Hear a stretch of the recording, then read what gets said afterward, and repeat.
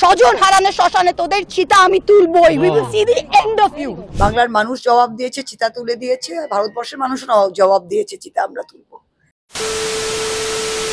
I'm 49 years old. I will fight you for the next 30 years inside parliament, outside parliament, in the gutter, on the streets.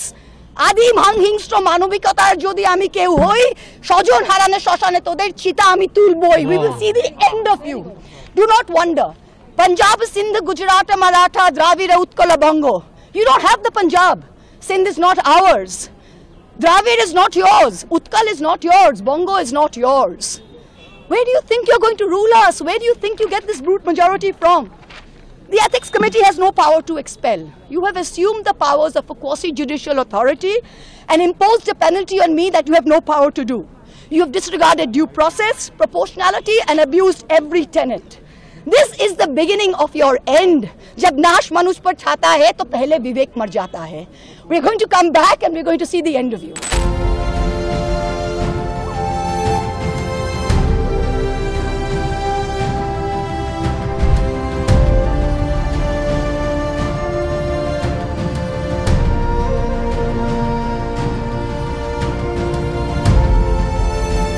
মানুষ জবাব দিয়েছে, আমি জবাব দিইনি, এটা মানুষ জবাব দিয়েছে। আমি 8 তারিখ ডিসেম্বরের যেটা আমাকে বহিষ্কার করেছিল, আমি তখন পার্লামেন্টের সিঁড়িতে দাঁড়িয়ে বলেছিলাম যে আমি আগামী 30 বছর নালায় নর্দমায় মাঠে ঘাটে লড়াই করব, কিন্তু এদের শেষ আমি দেখব।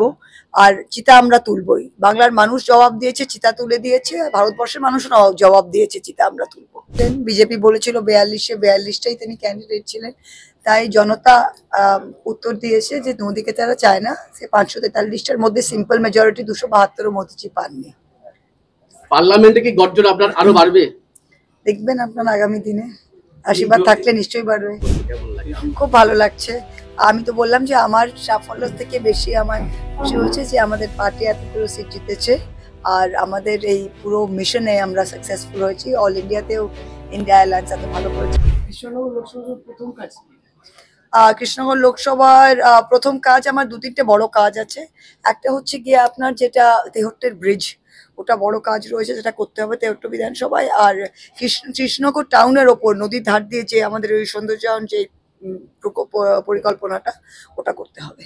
এবার প্রচারে কৃষ্ণনগর উত্তর বিধানসভা বিশেষত পৌরসভা এলাকায় যথেষ্ট সময় ব্যয় করেছেন, তবু মুখ ফেরার হলো কৃষ্ণনগরবাসী। এই ব্যাপারটাকে কিভাবে দেখছেন? দেখুন, কৃষ্ণনগরের মানুষের আমি বলি গণদেবতার ঊর্ধ্বে কেউ হয় না। কৃষ্ণনগর মানুষ নিশ্চয়ই আবার কোনো রিজনে মুখ ফিরিয়ে নিয়েছে, তো সেটা আমাদের চর্চা করতে হবে, বিশ্লেষণ করতে হবে। মানুষের ঊর্ধ্বে তো কিছু হয় না, নিশ্চয়ই আমাদের কোনো ভুল ছিল পৌরসভা এলাকায়। আগামী দিনে সেটা ঠিক করার চেষ্টা করবো।